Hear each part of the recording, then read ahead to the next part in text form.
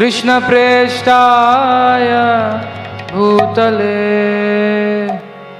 श्रीमते भक्तिवेदांत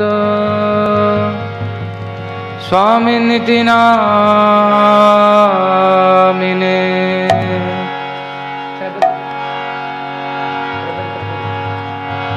नमस्ते सारस्वती देवे गौरवाणी प्रचारिणे निर्विशेष शून्यवादी पाश्चात्यदेशतारिणे। जय श्री कृष्ण चैतन्य प्रभु नित्यानंद श्री अद्वैत गदाधर श्रीवासादि गौर भक्तवृंद।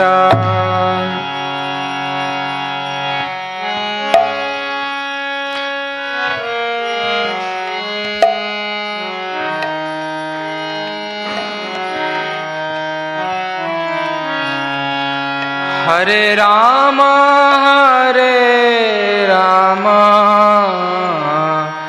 राम राम हरे हरे, हरे कृष्णा कृष्णा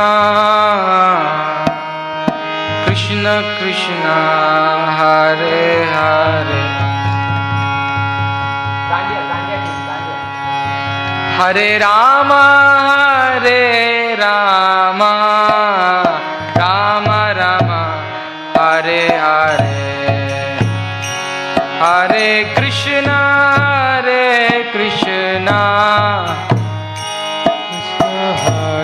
हरे, राम हरे राम राम राम हरे हरे, हरे कृष्णा कृष्ण कृष्ण हरे हरे, हरे राम राम राम हरे हरे, हरे कृष्णा कृष्ण कृष्ण हरे हरे, हरे राम राम राम राम हरे हरे, हरे कृष्णा कृष्ण कृष्ण हरे हरे, हरे राम राम हरे हरे, हरे कृष्णा कृष्ण कृष्ण हरे हरे, हरे राम राम राम राम हरे हरे, हरे कृष्णा कृष्ण कृष्ण हरे हरे, हरे राम राम हरे हरे, हरे कृष्णा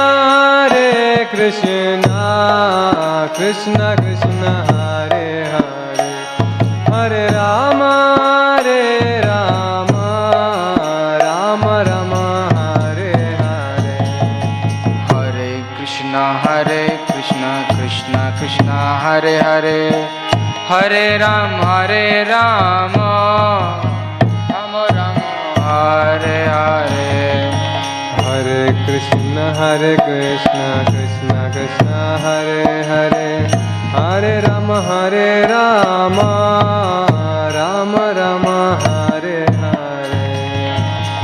हरे कृष्ण कृष्ण कृष्ण हरे हरे, हरे राम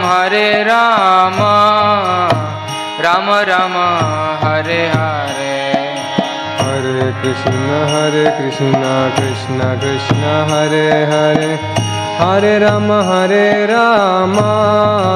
राम राम हरे हरे, हरे Krishna Krishna Krishna Hare Hare, Hare Ram, Hare Rama, Rama Rama, Hare Hare. Hare Krishna, Krishna Krishna, Hare Hare, Hare Rama, Rama Rama, Hare Hare. Oh, Hare Krishna, Krishna Krishna, Hare Hare, Hare Rama, Rama Rama, Hare Hare. Hare Krishna, Krishna Krishna, Hare Hare, Hare Rama, Rama Rama, Hare Hare. Hare Krishna, Krishna Krishna, Hare Hare, Hare Rama, Rama Rama, Hare Hare. Hare Krishna, Krishna Krishna, Hare Hare, Hare Rama, Rama Rama, Hare Hare. Hare Krishna, Krishna Krishna, Hare Hare, Hare Rama, Rama Rama, Hare Hare. Hare Krishna, Krishna Krishna, Hare Hare, Hare Rama, Rama Rama, Hare Hare. Hare Krishna, simple bajao. Hare Rama, Rama Rama, Hare Hare. Hare Krishna, Krishna Krishna, Hare Hare, Hare Rama, Rama Rama, Hare Hare. Hare Krishna, Krishna Krishna, Hare Hare, Hare Rama,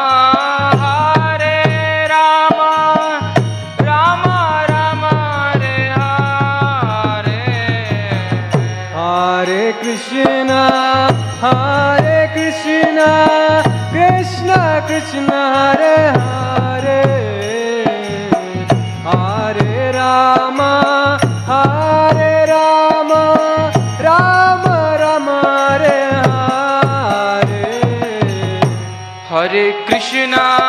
Hare Krishna, Krishna Krishna, Hare Hare, Hare Rama, Rama Rama, Hare Hare. Hare Krishna, Krishna Krishna, Hare Hare, Hare Rama,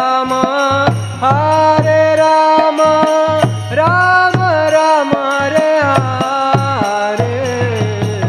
Hare Krishna, Krishna Krishna, Hare Hare, Hare Rama, Rama Rama, Hare Hare. Hare Krishna, Krishna Krishna, Hare Hare, Hare Rama, Rama Rama, Hare Hare. Hare Krishna, Krishna Krishna, Hare Hare, Hare Rama, Rama Rama, Hare Hare. Hare Krishna,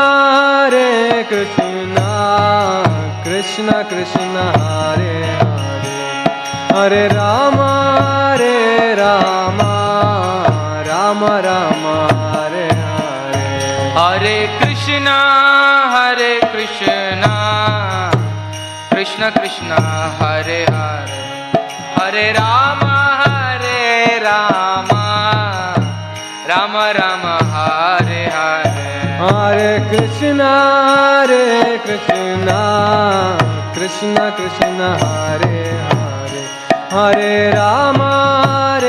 Rama, Rama Rama, Hare Hare Hare Krishna Krishna Krishna Hare Hare Hare Ram Ram Ram Hare Hare Hare Krishna Krishna Krishna Hare Hare Hare Ram Ram Ram Hare Hare Hare Krishna Krishna Krishna Hare Hare Hare Ram Ram Ram Hare Hare Hare Krishna Krishna Krishna Hare Hare Hare Ram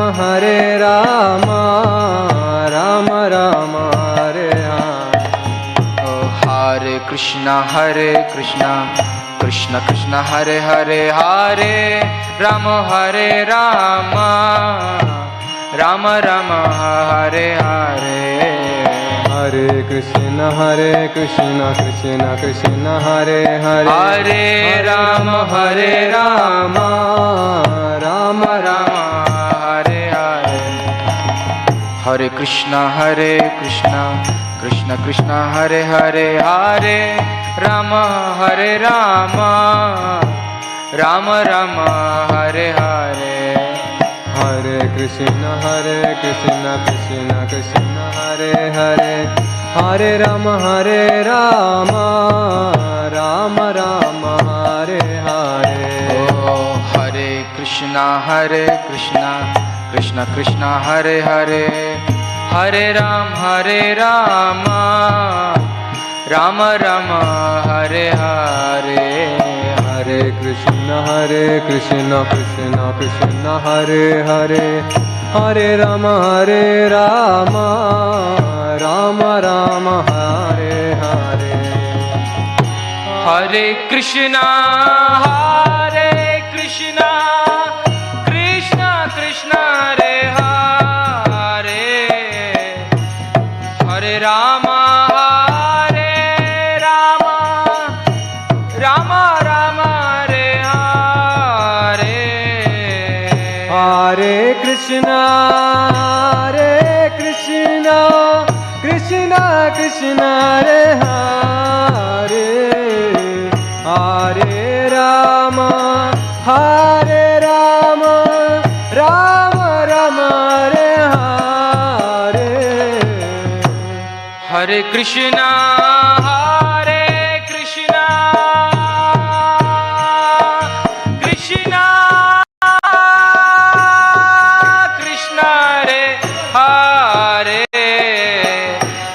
हरे राम राम राम हरे हरे हरे कृष्णा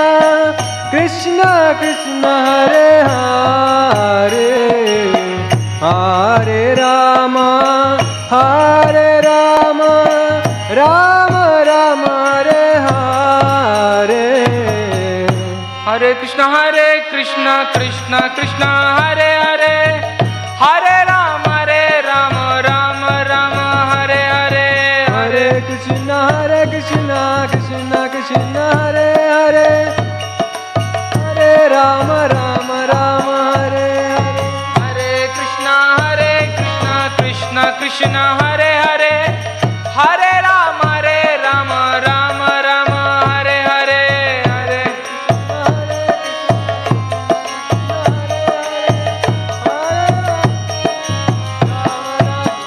हरे कृष्णा कृष्णा कृष्णा हरे हरे हरे राम राम राम हरे हरे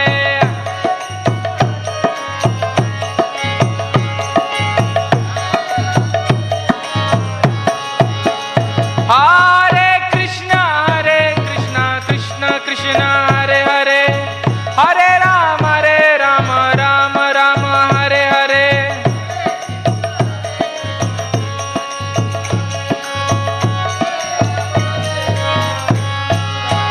ओ हरे कृष्णा कृष्णा कृष्णा हरे हरे हरे राम राम राम हरे हरे हरे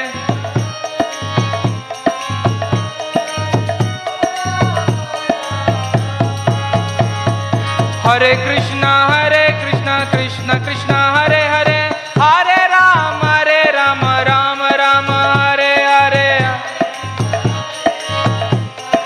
हरे हरे हरे राम, हरे कृष्णा कृष्ण कृष्ण हरे हरे, हरे राम राम राम हरे हरे,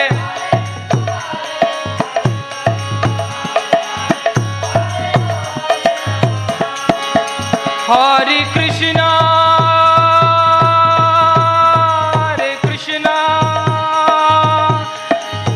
कृष्ण कृष्ण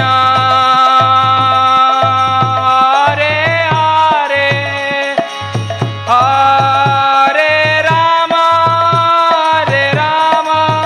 राम राम हरे हरे,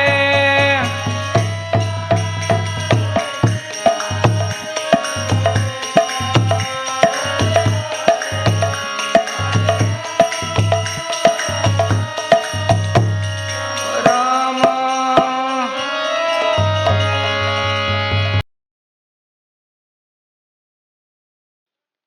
ॐ अज्ञानतिमिरन्धस्य ज्ञानाञ्जनशलाकया चक्षुः येन तस्मै श्रीगुरवे नमः।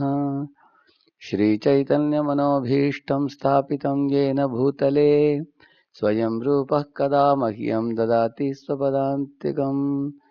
वन्देऽहं श्रीगुरोः श्रीयुतपदकमलं श्रीगुरून् वैष्णवांश्च श्रीरूपं साग्रजातं सहगणरघुनाथान्वितं तं सजीवं साद्वैतं सावधूतं परिजनसहितं कृष्णचैतन्यदेवं श्रीराधाकृष्णपादान् सहगणललिता श्रीविशाखान्वितांश्च नमो ॐ विष्णुपादाय कृष्णप्रेष्ठाय भूतले श्रीमते भक्तिवेदान्तस्वामिनिति नामिने। नमस्ते सारस्वते देवे गौरवाणी प्रचारिणे निर्विशेषशून्यवादी पाश्चात्यदेशतारिणे।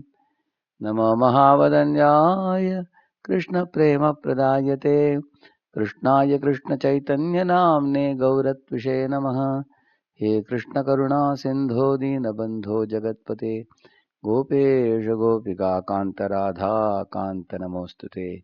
तप्त कांचन गौरांगी राधे वृंदावनेश्वरी वृषभानुसुते देवी प्रणमामि हरिप्रिये।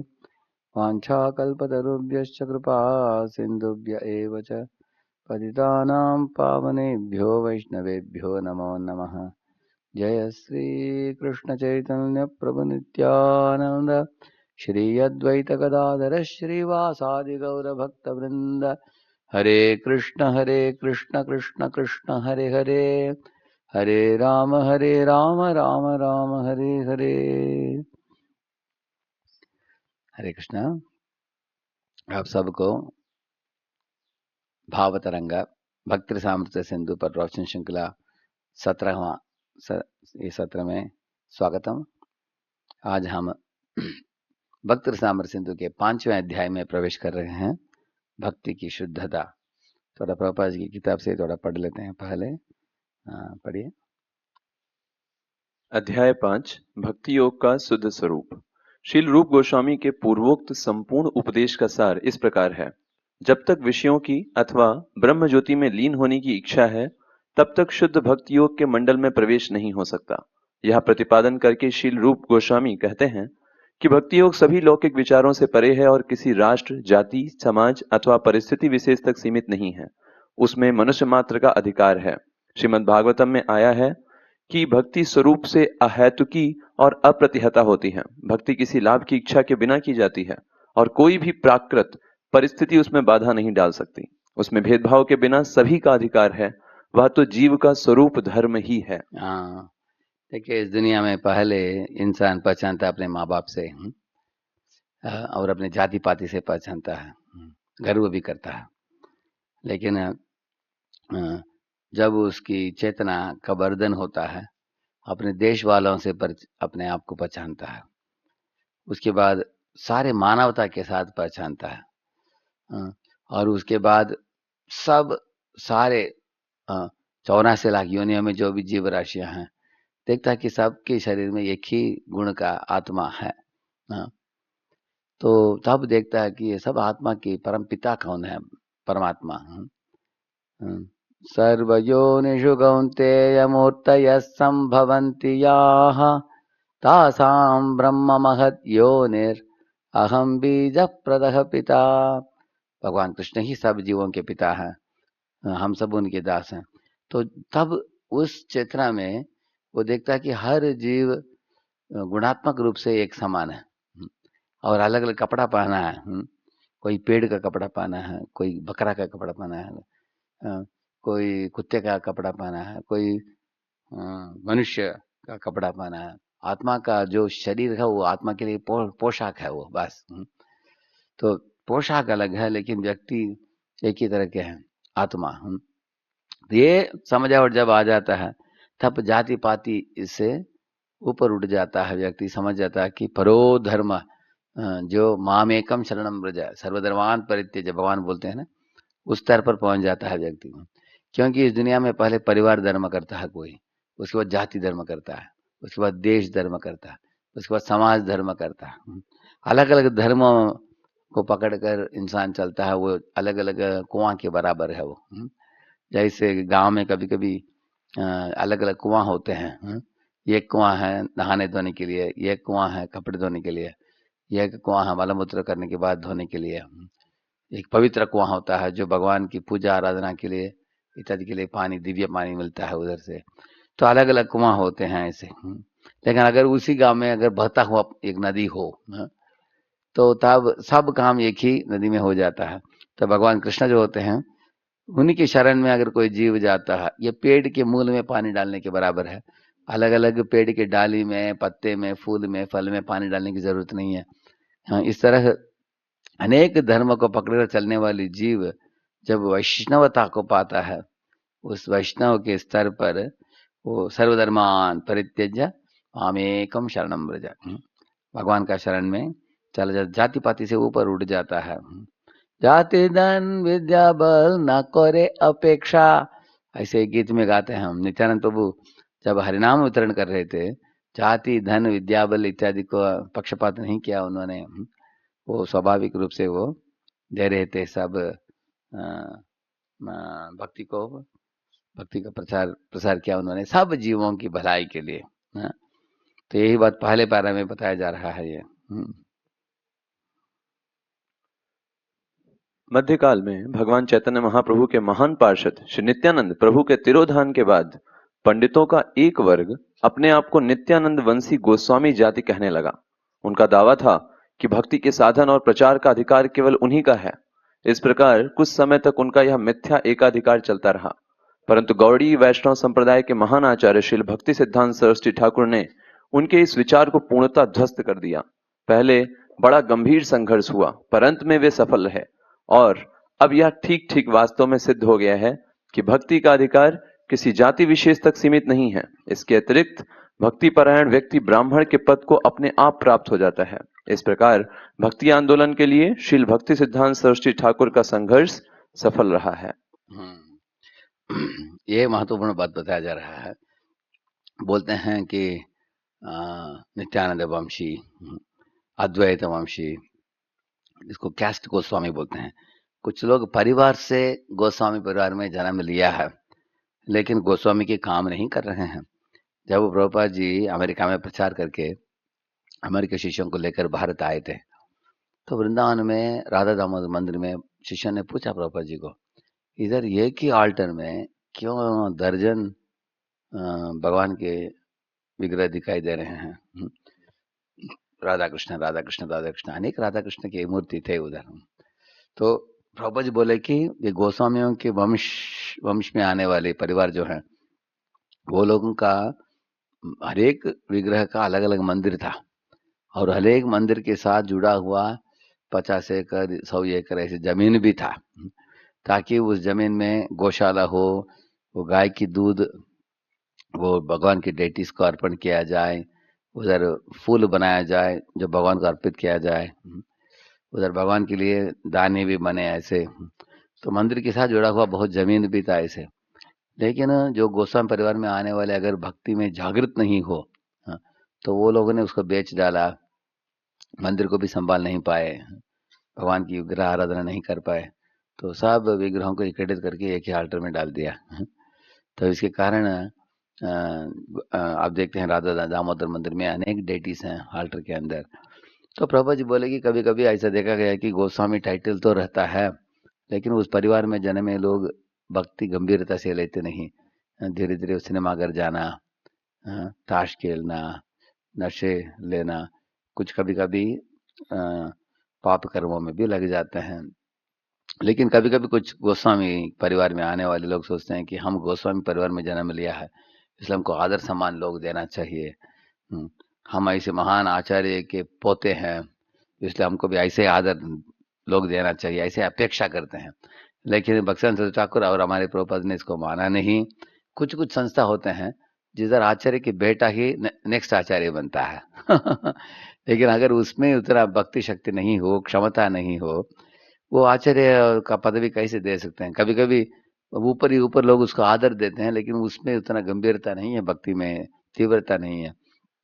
इसलिए प्रभुपाद जी को किसी ने पूछा कि ये संस्था को कौन चलाएंगे भविष्य में, आप ये एक मठाधिपति बनाना चाहते हो क्या सारे इस्कॉन के लिए? प्रभुपाद बोले नहीं, जो जिंदा रहेगा भक्ति में जीवन भर प्रचार काम में डूबे रहेगा जीवन भर, वो मेरे असली अनुयायी हैं। ऐसे बोले प्रभुपाद जी। इसलिए प्रभुपाद जी बोले कि उनके भी 5 बेटे थे, प्रभुपाद जी के भी, वो लोग धार्मिक लोग थे, हाँ, लेकिन वैष्णवता को इतना गंभीरता से नहीं लिया जितना प्रभुपाद जी ने लिया, और सारे दुनिया में प्रचार काम में नहीं लगा। तो वो लोग आते हैं जाते हैं इस्कॉन में कभी, लेकिन वो लोग प्रभुपाद जी से प्रोपगेट प्रचार प्रसार नहीं कर पाए वो। इसलिए प्रभुपाद ने बोला कि मेरे शिष्य जो हैं अमेरिका में जब पहुंचे, प्रभुपाद बोले भारत में मेरे 5 बच्चे थे, लेकिन मेरे बात पूरा नहीं मान रहे थे वो, अपने अपने काम धंधे में लग गए, भक्ति को गंभीरता से नहीं ले पाए। लेकिन मैं अमेरिका आया हूँ, इधर 5,000 मेरे अभी बच्चे हो गए हैं। कौन है? अमेरिकी शिष्य, जो प्रभुपाद से 5,000 से ज्यादा दीक्षा ली थी। तो आप सब लोग नाच रहे हो, गा रहे हो, हरिनाम में जुट रहे हो, सारे दुनिया प्रचार काम करने के काम में मदद कर रहे हो, आप मेरे असली आध्यात्मिक बच्चे हो, ऐसे बोले। इसलिए जो गुरु के आध्यात्मिक बेटा बनता है वो ही असली वंशज है, आध्यात्मिक वंशज है वो। ये बात भक्तिवेदांत ठाकुर ने इस बात की निरूपण की।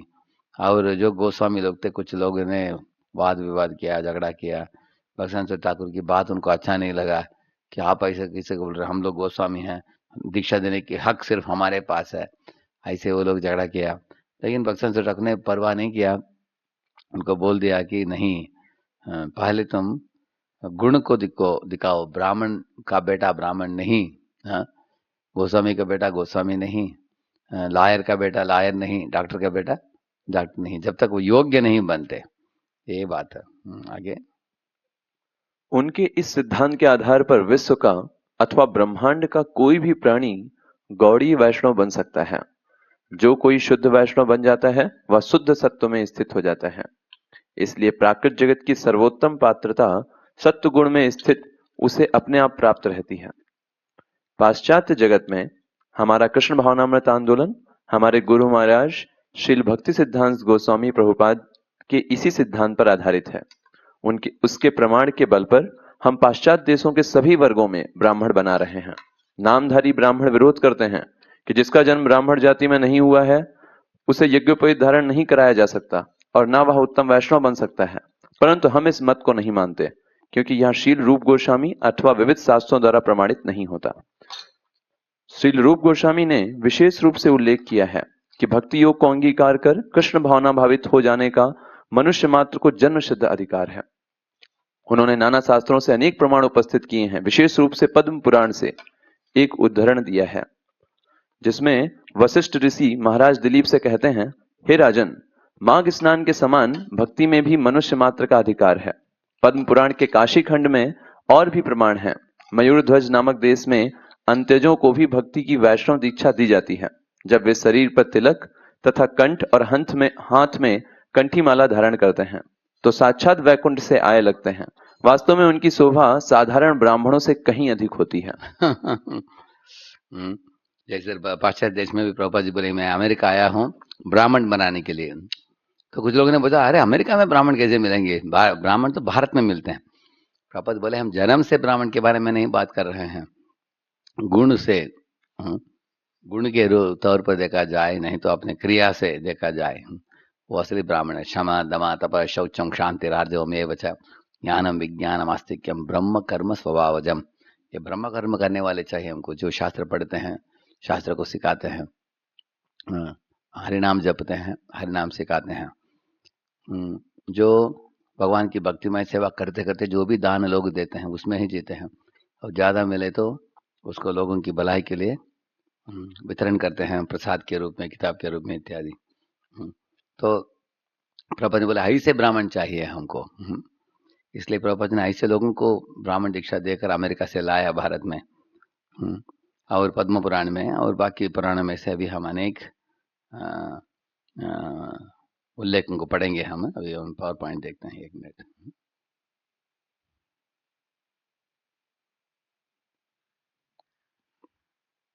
पांचवा अध्याय शुद्ध भक्तों का, हाँ पढ़िए। अध्याय 5 का अवलोकन। अध्याय 3 और 4 शुद्ध भक्ति करने के लिए योग्यता। केवल भगवान की सेवा के लिए आकर्षण की आवश्यकता है, कोई कठोर योग्यता नहीं है। आत्म साक्षात्कार के किसी भी मार्ग का पालन करने हेतु तो व्यक्ति को अनेक योग्यताओं की आवश्यकता होती है, जैसे पुण्य कुल में जन्म, वैदिक कर्तव्यों का पालन। अध्याय 5 से हम समझते हैं कि भक्ति उपरोक्त किसी पूर्व योग्यताओं पर निर्भर नहीं करती है। भक्ति स्वतंत्र और सर्व सक्षम है। उदाहरण के लिए अगर आपको यज्ञ में बैठ कर यज्ञ करना हो, एक ब्राह्मण, पहले गुरुकुल में जाना पड़ेगा उसको। उसको 7-8 साल सब वेद उपनिषदों की अध्ययन करना होगा। तैत्तिरीय उपनिषद पूरा याद करते हैं लोग, जैसे वैदिक मंत्रों को याद करना पड़ता है, उच्चारण उसका ठीक होना चाहिए, सामग्रियों को लेकर पूजा अर्चना इत्यादि कैसे करना चाहिए सब मालूम होना चाहिए। शिक्षा की जरूरत पड़ता है इस तरह यज्ञ करने के लिए, याग करने के लिए व्यक्ति को। अगर किसी को सन्यासी बनना हो, ज्ञान मार्ग का पालन करना हो, तो उसको सन्यासी होना पड़ता है। कोई गृहस्थों के लिए अनुमति नहीं है। आप देखेंगे मायावादियों के मठ में सिर्फ सन्यासी लोग रहते हैं, बाकी गृहस्थ लोग आते हैं उनको आशीर्वाद देकर भेज देते हैं, उनके लिए करने के लिए कुछ काम नहीं उधर। इस तरह हर एक पद में यहाँ पे किसी को अष्टांग योगी बनना हो तो उसको एकांत स्थान में जाना पड़ेगा, उसको बहुत कम खाना पड़ेगा, उसको बहुत विविध तरह के योगिक मुद्राओं को सीखना होगा, गुरु के पास जाकर प्राणायाम करके इंद्रियों का निग्रह करना, मन और बुद्धि को एकाग्रत करना, और शरीर की वायुओं में संतुलन लाना। अनेक कठिन मार्ग है उसके लिए।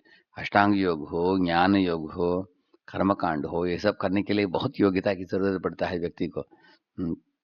कोई भी व्यक्ति अचानक चालू नहीं कर सकता उन चीजों को। लेकिन भक्ति मार्ग में कुछ भी जरूरत नहीं है। अभी देखिए कुछ लोग बोलेंगे आपको ब्राह्मण होने की जरूरत है, अगर आपका ब्राह्मण का जन्म नहीं है तो आप द्विज बन नहीं सकते हैं, ऐसे बोलेंगे। लेकिन भक्ति में कोई भी भक्ति में जुड़ सकता है, चंडाल भी जुड़ सकता है, म्लेच्छ भी जुड़ सकता है। अगर कोई गोमांस खाने वाला हो पहले, नहीं तो अगर कोई कुत्ते खाने वाला हो चंडाल, वो भी भक्ति मार्ग में जुड़ सकते हैं। ये भक्ति की महानता है। और उनको वैदिक विधि विधान भी मालूमात उसका ना भी हो, कुछ चिंता नहीं। एक शुद्ध भक्ति के आश्रय लेकर, उनकी आधीनता में रहकर, उनके दिए हुए विधि विधानों को पालन करके भगवान की अर्चना, भगवान की आराधना करते हुए, नाम जपते हुए, गीता भागवत श्रवण करते हुए अगर कोई व्यक्ति अपने जीवन बिताएगा तो उसके लिए कुछ योग्यता की जरूरत नहीं। बोलते हैं भक्ति जो मार्ग होता है ये पूर्ण स्वतंत्र है, किसी भी चीज के ऊपर निर्भर नहीं है, ये बता रहे हैं। भक्ति स्वयं सक्षम है, किसी भौतिक योग्यता पर निर्भर नहीं करती। आत्म साक्षात्कार के अन्य सभी मार्ग बाहरी कारणों पर निर्भर करते हैं, जैसे ज्ञान योग, शांत वैराग्य युक्त व्यवहार, उच्च विकसित बुद्धि की आवश्यकता होती है। अष्टांग योग में प्रारंभ करने के पूर्व व्यक्ति को संन्यास ग्रहण करना पड़ता है। कर्म कांड में देश काल और सामग्री के दोष रहित होने पर ही यज्ञ में सफलता प्राप्त होती है। भक्ति में यह एकमात्र शुद्ध विधि है जो किसी बाहरी पूर्व आवश्यकताओं पर निर्भर नहीं करती। इसलिए श्रील प्रभुपाद ने इस अध्याय का नाम भक्ति की शुद्धता दिया है। भक्ति करने के लिए पुण्य कुल में जन्म आवश्यक नहीं है। भक्ति योग अत्यंत शक्तिशाली है। भक्ति को प्रारंभ करने और पूर्ण करने के लिए व्यक्ति को पुण्य कुल में जन्म की आवश्यकता नहीं होती। हाँ, ये बोल रहे हैं कि भक्ति की शक्ति बताया जा रहा है इस अध्याय में। जैसे अगर डॉक्टर के पास जाते हो आप, कभी कभी डॉक्टर बोलता है कि आपके शरीर में टॉक्सिन्स हैं, उसको शुद्ध करना है। आपके शरीर में जो आपके खून जो है, खून में कुछ गंदगी है, उसको मिटाना है, हमें दवाई देता हूँ। कुछ कुछ दवाई बोलते हैं कि दवाई कमजोर है, उसको मिटा नहीं पाता है। इस तरह हमारे अंदर भी जीव के चित्त में जो मल पड़ा है उसको मिटाने की शक्ति कर्म योग में, ज्ञान योग में, अष्टांग योग में नहीं है, लेकिन भक्ति योग में है। मूल से, जड़ से भक्ति गंदगी को निकाल देगा वो। अविद्या बोलते हैं उसको, अज्ञानता। अविद्या से अविद्या होने के कारण, अज्ञानता होने के कारण इंसान पाप करता है। पाप करने के कारण दुख भोगता है, इसलिए पाप कर्म फल को प्राप्त करता है। तो जैसे अगर आप नींबू बोलते हैं, नीम, हाँ, ये नीम का बीज बोएंगे आप तो बहुत बड़ा पेड़ मिलेगा आपको, जिसमें हजारों नीम आपको खाना पड़ेगा। अगर आप आम का बीज बोया तो आम का पेड़ मिलेगा, हजारों आम मिलेंगे आपको। इसी तरह जीव अच्छे बुरे कर्म करके उसके फल जो प्राप्त होता है, कर्म फल, उसको भोगता है बार बार। तो भक्ति योग कर्म फल को ही खत्म नहीं करता, एक ये पाप कर्म को ही बंद कर देता है। पाप कर्म का मूल कारण है बीज, पाप कर्म बीज, उसको भी मिटा देता है।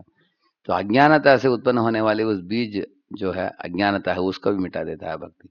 तो इस तरह भक्ति की शक्ति की महिमा बता रहे हैं प्रभुपाद जी। और पतित से पतित लोग को भी ये ऊपर उठा सकता है। जैसे अगर कोई कुआं में गिर गया हो, आप एक रस्सी फेंक कर उस व्यक्ति को ऊपर उठा सकते हो आप। भक्ति ऐसा ही करता है, पतित से पतित लोगों को भी उद्धार करके ऊपर उठाने की क्षमता भक्ति मार्ग में है। इसलिए कृष्ण की भक्ति दिया गया प्रहलाद महाराज के द्वारा अपने गुरुकुल के मित्रों को, जो सब असुर के पुत्र थे, लेकिन प्रहलाद की प्रचार काम इतना जोरदार रहा तो वो लोग प्रेरित होकर खुद भी कीर्तन करने लगे, नाचने लगे, भक्ति भाव में डूबने लगे ऐसे। तो असुरों के अंदर भी भक्ति जग गया, देखा जाता है। इस तरह चैतन्य महाप्रभु ने जानवरों के अंदर जो जानवरी प्रवृत्ति है, बाघ इत्यादि प्राणियों में, उसको भी मिटा दिया उन्होंने। इतना तक कि बाघ एक हिरण के साथ नाचने लगा जब वो झारखंड जंगल में। तो ये भक्ति की शक्ति बता रहे हैं प्रभुपाद जी। हाँ, पढ़िए आगे। इसके विपरीत भक्तिमय सेवा करने से व्यक्ति पुण्यवान होता है। श्रील प्रभुपाद श्रीमद् भागवतम में उद्धरण करते हैं, सवय पुंसा परो धर्मो यतो भक्तिर अधोक्षजे। भक्ति का कोई भौतिक कारण नहीं होता, इसलिए वह किसी भी भौतिक परिस्थिति में रोकी नहीं जा सकती। हाँ, ये भक्ति जो है कभी भी इसमें रुकावट नहीं हो सकता है। उदाहरण के लिए अगर कोई कॉलेज में एक लड़का लड़की पढ़ रहे हैं, तो एक लड़का का इच्छा होता है कि उस लड़की से विवाह करें। वो बोलता है, लड़की बोलती है कि मेरे पिताजी अगर सहमत हो तो मैं सहमत हूँ। तो पिताजी के पास जाता है, पिताजी बोलते हैं कि देखो, तुम्हारी पढ़ाई होने के बाद तुमको नौकरी मिला है, 20,000 मिल रहा है महीने में, ये तो बहुत सस्ता नौकरी है। जब तुम 60-70 हजार कमाओगे महीने में, तब मेरी बेटी को दूंगा तुमको। तो उसको मिल नहीं रहा है नौकरी, ढूंढ रहा, 6 महीना हो गया, 1 साल हो गया। तो पिताजी बेटी को बोलते हैं कि मैं तुमको उसके साथ शादी में नहीं दूंगा, वो तो बहुत कम कमा रहा है। तो कमाई कम होने के कारण वो व्यक्ति जो है संबंध जोड़ना चाहता था, वो एक स्त्री के साथ हुआ नहीं। तो इस दुनिया में इस तरह के पाबंदियां होते हैं। इस दुनिया में कुछ संबंध जोड़ना हो किसी के साथ, पैसा बीच में आ सकता है। कभी कभी ऐसा होता है, पैसा की बात नहीं आता, पिताजी बोल देते हैं बेटे को, परवाह नहीं मुझे, जो भी कमाता हो तुम खुश हो उसे, और वो तुमसे खुश है, मैं खुश हूँ, सिर्फ मेरे माता से पूछ लेता हूँ वो खुश है क्या। तो अपने माता को पूछता है एक व्यक्ति, ये जो लड़का है इसको मेरी बेटी को देना है, दे सकता हूँ क्या। वो बूढ़ी बूढ़ी नारी देखती है वो लड़के को, बोलता है थोड़ा काला है वो, हैं? अगर थोड़ा गोरा होता ना और अच्छा होता, इसको छोड़ दो, दूसरा ढूंढो, हैं? तो आप देखेंगे सर दुनिया में अगर चमड़ा थोड़ा काला हो गया, गोरा हो गया, उसके कारण संबंध नहीं जुड़ पाता है इस दुनिया में। नहीं तो धन के अभाव है, संबंध नहीं जुड़ पाता है इस दुनिया में। कुछ ना कुछ तो बीच में रुकावट आ जाते हैं संबंध जोड़ने में इस दुनिया में। तो कभी कभी आप देखेंगे आपको बहुत इच्छा होता है, अगर कोई बोलता है मैं आईआईटी में ज्वाइन करने की इच्छा है, हाथ जोड़कर उनको बोलता है सर सर एक मौका दीजिए, मैं अंदर आने के बाद अच्छा पढ़ाई करूंगा, अच्छा मार्क लाऊंगा। वो बोलेंगे नहीं नहीं नहीं, तुम्हारा आईक्यू नहीं है, तुम्हारा इंटेलिजेंट क्वेश्चन उतना शार्प नहीं है, तुम इधर अंदर घुसने के लिए योग्य नहीं हो, निकल जाओ, बोलेंगे वो। ऐसे होता है। तो भगवान की भक्ति करने के लिए भगवान आईक्यू नहीं पूछ रहे हैं आपको, भगवान एसक्यू पूछ रहे हैं। एसक्यू क्या है? Spiritual question. भगवान बोलते हैं इतना ही तुमको चाहिए, भक्ति करने की इच्छा होनी चाहिए बस। तुम्हारा कितना मस्तिष्क मजबूत है वो नहीं देखा जाएगा। तुमको अरे पंडित होने की जरूरत नहीं है, और तुमको चमड़े की रंग नहीं देखा जाएगा, पैसा कितना आपके पास ये नहीं देखा जाएगा। ये सब रुकावट आपके जीवन में कभी नहीं आ सकती। इसलिए इस बात को समझाने के लिए भगवान ने क्या बोला, पत्रम पुष्पम फलम तोयम यो मे भक्त्या प्रयच्छति तदहम भक्त्युपहृतम अश्नामि प्रयतात्मनः। अर्जुन, कोई नहीं बोल सकता कि मेरे भक्ति करने में कुछ रुकावट है, क्योंकि उसके पास पैसा नहीं है, धन नहीं है, दौलत नहीं है, नहीं है। मैं क्या मांगता हूँ? पत्र, कुछ पत्ते, एक तुलसी पत्ता दे दो बस, मैं खुश हो जाऊंगा। नहीं तो फल कहीं भी मिल जाएगा तुमको, एक फल लेकर देना।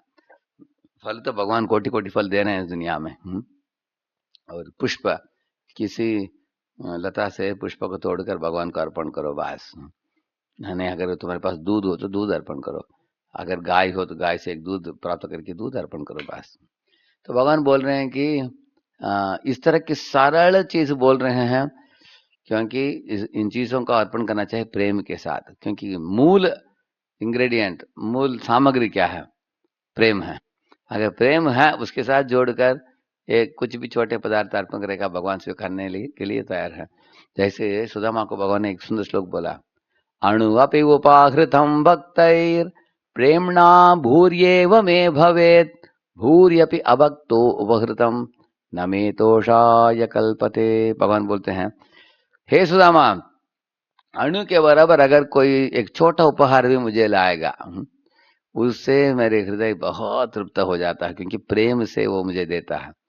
लेकिन प्रेम के बिना अगर कोई शोषण भावना के साथ बहुत 56 भोग भी आयोजित करेगा, जैसे दुर्योधन ने किया, वो मेरे हृदय को तुष्ट नहीं करता। न मे तोषाय कल्पते, ऐसे भगवान एकदम साफ साफ बोल दिया उन्होंने। इसलिए भक्ति में कुछ रुकावट नहीं है, किसी भी कारण नहीं है रुकावट के लिए। ये बात समझना बहुत आवश्यक है।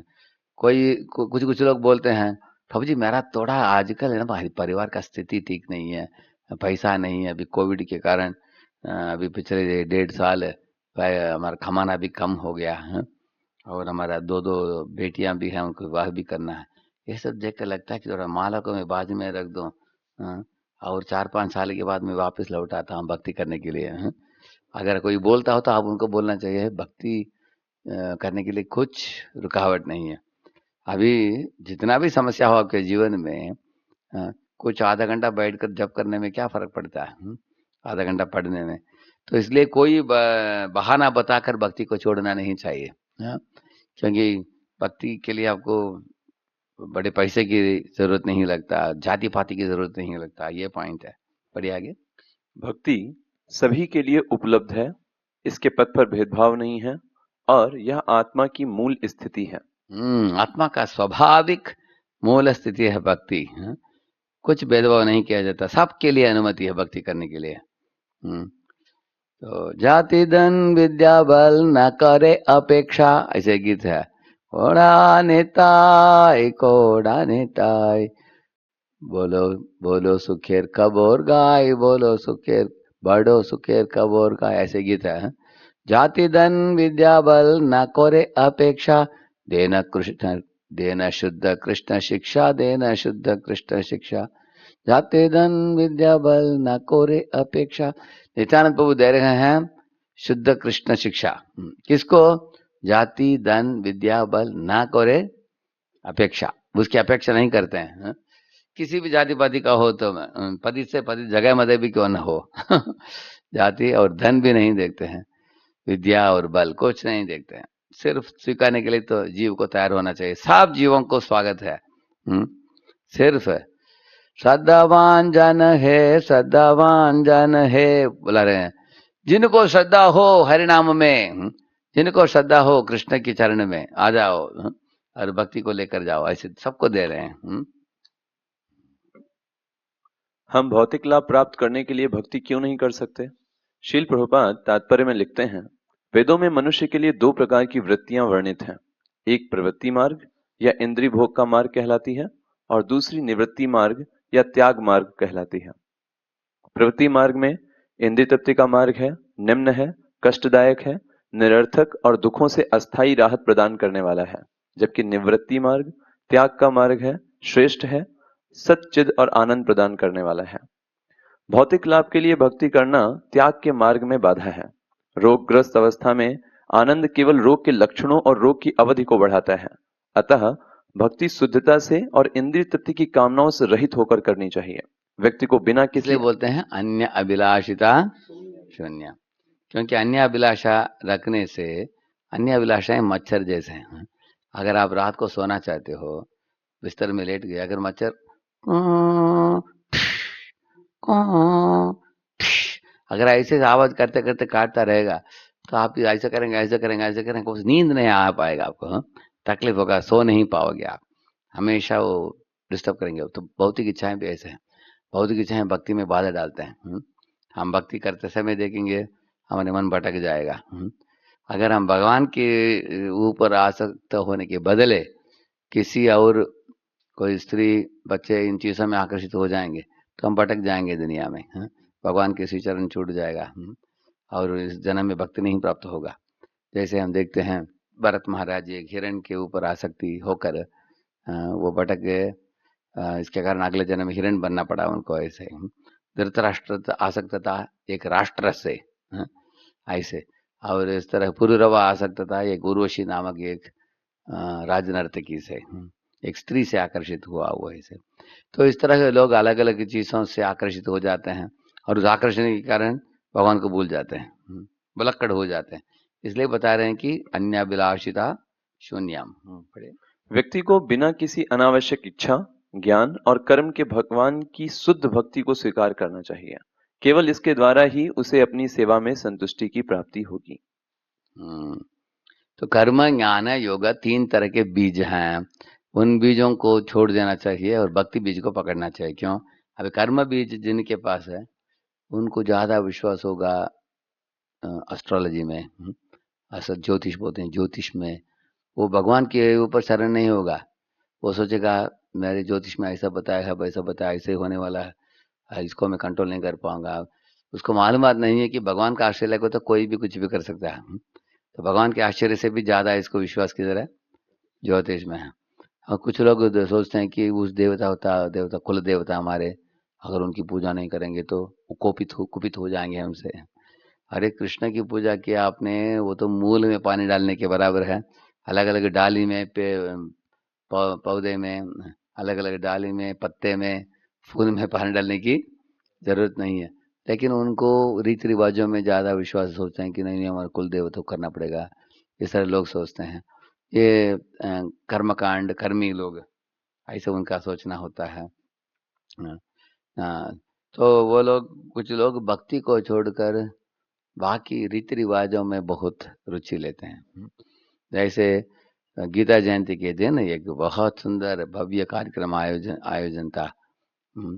वो 2 घंटे का बहुत बढ़िया गीता के ऊपर प्रवचन, सारे गीता का सारा अंश एक महात्मा पुरुष आकर दे रहे हैं 2-3 घंटे में।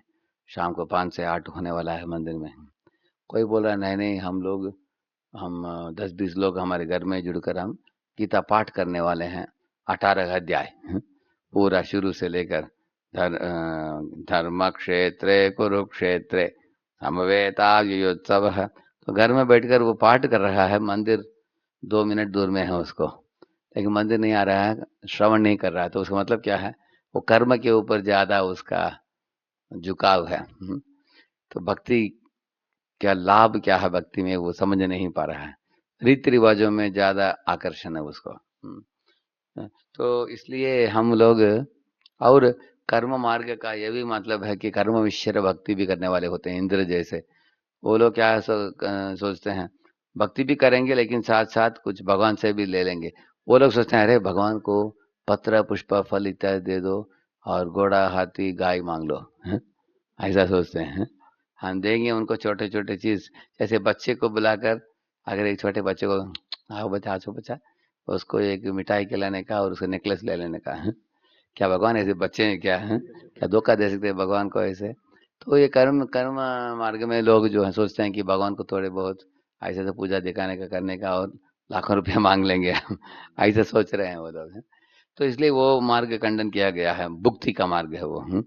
और ज्ञान मार्ग जो है, उसमें भी अनेक लोग स्वाध्याय करते हैं, ध्यान करते हैं, निराकार उपासक होते हैं, और वो लोग मनोधर्म को इस्तेमाल करके सत्य को खोजने के लिए तत्व जिज्ञासा इत्यादि करते हैं। वो लोग पहुंच नहीं पाते हैं भगवान को आश्रय ना लेने के कारण। तो ज्ञान बीज का मतलब वो ज्यादा आईक्यू है, इंटेलिजेंस के ऊपर ज्यादा सोचते हैं कि हम खुद ही ढूंढ निकालेंगे परम सत्य को, परंपरागत ज्ञान को सुनते नहीं वो। और इस तरह योग मार्ग में व्यक्ति सोचता है कि मैं मेरे इंद्रियों को निग्रह करूंगा, मन को निग्रह करूंगा, कुंडली को जगाएंगे हम। सचक्र सिस्टम है, 6 चक्र हैं, हम हमारे कुंडलिनी को जगाकर मूलाधार से लेकर ब्रह्मरंध्र तक लाएंगे। और वो लोग बहुत कठोर तपस्या करते हैं उसके लिए, इंद्रियों का निग्रह करते हैं। तो ये तीनों मार्ग में भगवान वासुदेव केंद्र बिंदु नहीं है। भगवान से हट करके अकेले अपने खुद ही कुछ इस भौतिक दुनिया के चंगुल से ऊपर उठना चाहते हैं, भगवान के आश्रय लिए बिना। भगवान खुद ही बोलते हैं मामे भी प्रपद्यन्ते माया में ताम संते, लेकिन उसको पालन नहीं करते हैं लोग। इसलिए बोल रहे हैं कि इधर ज्ञान और कर्म के भगवान के इधर बताते हैं कि किसी अनावश्यक इच्छा, ज्ञान और कर्म के भगवान की शुद्ध भक्ति को स्वीकार करना चाहिए। ज्ञान कर्म आदि अनावृतम। अगर कोई रिसर्च करता है, कोई शोधन करता है, उसका निष्कर्ष वासुदेव सर्वमिति आ गया, वो सही है। अगर वो नहीं करता है तो कुछ काम का नहीं है। भक्ति पुण्य कुल में जन्म से स्वतंत्र है। उदाहरण पहला, शील प्रभुपाद कहते हैं, शील भक्ति सिद्धांत सरस्वती ठाकुर ने शुद्ध भक्ति को जन्म से स्वतंत्र और सभी के लिए स्थापित करने हेतु कड़ा संघर्ष किया। 1911 में सिद्धांत सरस्वती ने छद्म वैष्णवों के विरुद्ध एक चुनौती पेश की, जिनका दावा था कि कृष्ण भावना का प्रचार करने के लिए उच्च जाति में जन्म आवश्यक है। जाति के प्रति जागरूक ब्राह्मण समुदाय भक्ति विनोद ठाकुर के द्वारा उद्धत उन शास्त्रीय प्रमाणों से नाराज था कि किसी भी कुल में जन्मा व्यक्ति ब्राह्मण वैष्णव बन सकता है। ब्राह्मण समाज ने वैष्णवों की हीनता को सिद्ध करने के लिए एक शास्त्र चर्चा का आयोजन किया। युवा सिद्धांत सरस्वती ने ब्राह्मण और वैष्णव में निर्णायक अंतर नामक एक निबंध लिखा और इसे अपने पिता के समक्ष प्रस्तुत किया। स्वास्थ्य ठीक न होने के बाद भी भक्ति विनोद ठाकुर अपने पुत्र के तर्कों को सुनकर अत्यंत प्रसन्न हुए। तो मिदनापुर में उन दिनों में बड़ा मीटिंग हुआ पंडितों का, ब्राह्मण श्रेष्ठ है वैष्णव श्रेष्ठ है ऐसे। तो उसमें भक्ति विनोद ठाकुर को जाना था। भक्ति विनोद ठाकुर को थोड़ा बुखार था उस समय, तो अपने बेटे ने इतना अच्छा आर्टिकल लिखा है ब्राह्मण के ऊपर, उसको ही भेज दूंगा करके उन्होंने भेज दिया। तो भक्ति विनोद ठाकुर गए थे प्रतिनिधि के रूप में अपने पिताजी के। वो बड़ी सभा में बड़े बड़े पंडित लोग बैठे थे, ब्राह्मण लोग बैठे थे। शुरुआत में इन्होंने 1-2 घंटे ब्राह्मण की गुणगान किया बहुत। ब्राह्मण ऐसा है वैसा है, भगवान का प्रतिनिधि, सब लोग मानना चाहिए उसको। सब लोग ताली बजा रहे थे, अच्छा बढ़िया बताया इन्होंने। उसके बाद उन्होंने चालू किया, बोला कि कौन असली ब्राह्मण है? असली ब्राह्मण है वैष्णव है। उसके बाद वैष्णव की गुणगान किया उन्होंने। वदंती तत्त्वविदस् तत्त्व में ज्ञानम अद्वयम् ब्रह्मेति परमात्मेति भगवानेति सभ्यते। तो उसके बाद वो लोग समझ गए कि ये बड़ा बुद्धिमान है, और निरूपण कर दिया कि कोई भी ब्राह्मण बन सकता है। ब्राह्मण जो है ब्राह्मणत्व प्राप्त होता है गुण से, गुण कर्म विभाग। तो वो बात निरूपण करने के बाद सब लोग उनको घेर लिया, उनके पांव पकड़ना चाहा, उनकी धूल लेना चाह रहे थे। तो पुलिस लोगों ने सोचा कि कैसे संभालेंगे हम, इतना भीड़ भाड़ आ रहा है, हजारों लोग बैठे हैं, सब लोग स्टेज के ऊपर आना चाहते हैं। उन्होंने बोला, ए कोई स्टेज के ऊपर मत आओ। तो एक बहुत बड़ा बकेट लाया पानी के साथ, तो प्रसन्न ठाकुर के दोनों पाँव को अंदर डालने के लिए विनती किया, तो डाला उन्होंने। तो चरणामृत को लेकर सबको फेंका, जिनको चाहे आओ। ऐसे हमने सुना, ऐसे जगत प्रसिद्ध बन गए भक्तान ठाकुर। ये बात सही ढंग से समझा कर असली ब्राह्मण कौन है। सिद्धांत सरस्वती ने मिदनापुर की यात्रा की, जहां पूरे भारत के पंडित 3 दिवसीय चर्चा के लिए एकत्रित हुए थे। पहले बोलने वाले कुछ स्मार्तों ने दावा किया कि आध्यात्मिक गुरु द्वारा दीक्षित होने पर भी एक शुद्ध परिवार में जन्मा हुआ व्यक्ति कभी भी पवित्र नहीं हो सकता और एक ब्राह्मण के रूप में अर्चा विग्रह की पूजा करने या शिष्यों को स्वीकार करने के कर्तव्य नहीं निभा सकता है।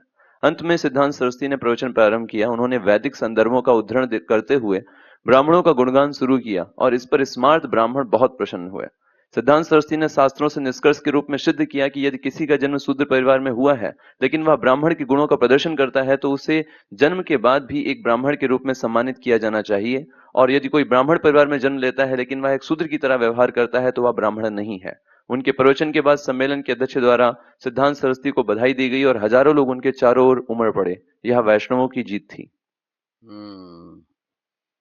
यस्य यल्लक्षणं प्रोक्तं पूर्णो पुंसो वर्णाभिव्यंजकम तदन्यत्रापि दृश्येत। ऐसा बताते हैं नारद मुनि, यस्य यल लक्षणम प्रोक्तम, लक्षण के अनुसार एक विभाजन किया जाता है। ब्राह्मण का गुण दिख रहा है किसमें, वो ब्राह्मण है। क्षत्रिय का गुण दिख रहा है, वो क्षत्रिय है। ऐसे वो बात को एकदम अच्छी तरीके से निरूपण कर दिया भक्तान ठाकुर ने। भक्ति पुण्य कुल में जन्म से स्वतंत्र है। उदाहरण 2। किरात हूणांध्र पुलिंद पुलकषा आभीरशुंभा यवनाः कसादयः ये अन्ये च पापा यदपाश्रयाश्रयाः शुद्ध्यन्ति तस्मै प्रभविष्णवे नमः। किरात, हूण, आंध्र, पुलिंद, पुलकश, आभीर, शुंभ, यवन, खश आदि जातियों के सदस्य तथा अन्य लोग जो पाप कर्मों में लिप्त रहते हुए परम शक्तिशाली भगवान के भक्तों की शरण ग्रहण करके शुद्ध हो सकते हैं, मैं उन भगवान को सादर नमस्कार करता हूँ। तो ये बहुत महत्वपूर्ण श्लोक है, क्योंकि इस श्लोक का निरूपण किया श्रील प्रभुपाद जी ने। प्रभुपाद के पहले किसी ने इन लोगों को भक्ति में जोड़ा नहीं है सारे दुनिया में। जैसे हूण का मतलब है जो जर्मनी और रशिया, उस स्थान को हूण कहा गया है। इस तरह आप देखेंगे। पुलिंद का मतलब है ग्रीक्स। ग्रीक्स को क्या बोलते हैं, पुलिंद ग्रीक बोलते हैं। आभीर मतलब प्राचीन सिंध का एक भाग। यवना बोलते हैं तो वो तुर्क है। कस आदे है बोलते हैं मंगोल का प्रांत। मंगोलिया, आज भी उधर कुत्ता खाते हैं, आज भी मंगोलिया में, क्योंकि वो कुत्ते खाने का एरिया है। वो उस एरिया में खाते हैं लोग।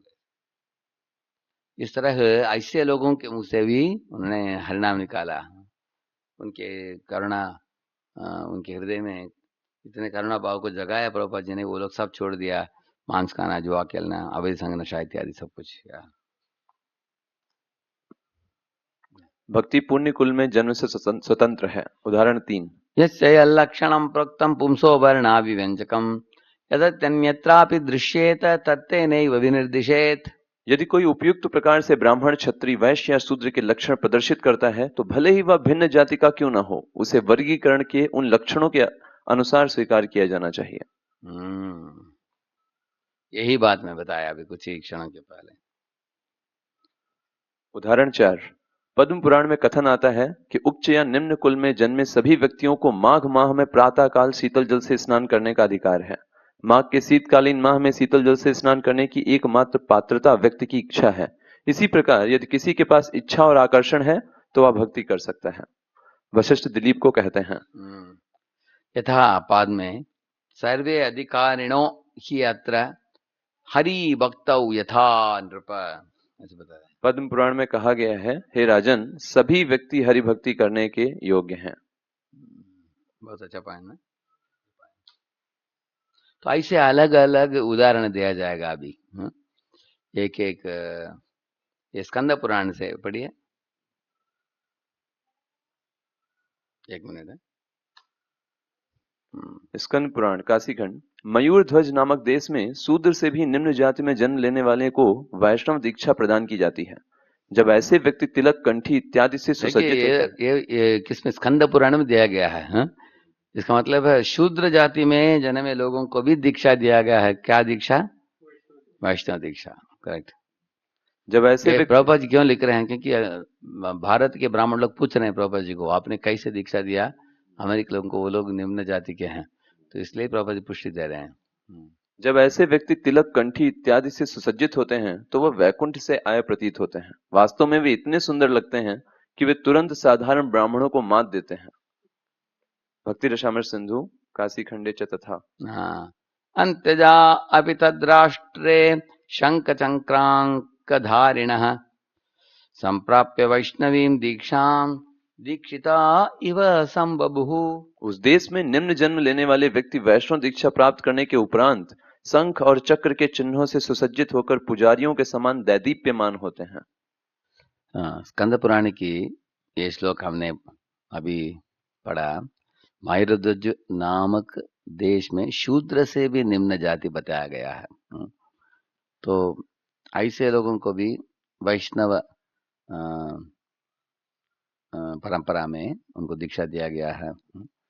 क्यों? क्योंकि वो वैष्णवों की संग करके, अच्छा वैष्णव कपड़े पहनकर, तिलक पहनकर, अच्छे तरीके के आदतों को सीख कर, मांस नहीं खाना, जुआ नहीं, अवैध संग नहीं, नशा नहीं, सरल जीवन, ऊंचा विचार, भगवान की शुद्ध भक्ति इत्यादि को केंद्र बिंदु बनाकर जब वो जीवन जीते हैं, वास्तव में वे इतने सुंदर लगते हैं कि वे तुरंत साधारण ब्राह्मणों को मात देते हैं, ऐसे बताते हैं। तो यही श्लोक है काशी कांडे चतुर्था। अंत्यजा अपि तद्राष्ट्रे शंख चक्रांकधारिणः संप्राप्य वैष्णवीं दीक्षां दीक्षिता इव संबभुः। तो इस तरह मयूरध्वज देश के बारे में वर्णन है इधर। तो इस तरह हम लोग पुराणों से हम उल्लेख देख सकते हैं कि कैसे निम्न जाति के लोगों को भी वैष्णव दीक्षा दिया गया है और उनको एक ऊंचा पद भी दिया गया है, क्योंकि वो ब्राह्मणों से भी श्रेष्ठ बन गए अपने विचारों में, आदत में, अपने शास्त्र के तत्व को समझने में, और भगवान के आश्रय लेने में। इसलिए जब प्रभुपाद जी पाश्चात्य देश के लोगों को दीक्षा देते हैं, किसी को उसे खराब बुरा नहीं मानना चाहिए उसको।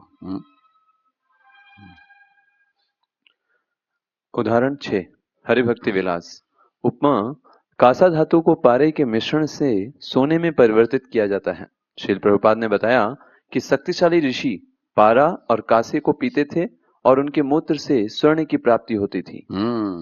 यथा कांचनतां याति कांस्यं रसविधानतः तथा दीक्षा विधानेन द्विजत्वं जायते नृणाम।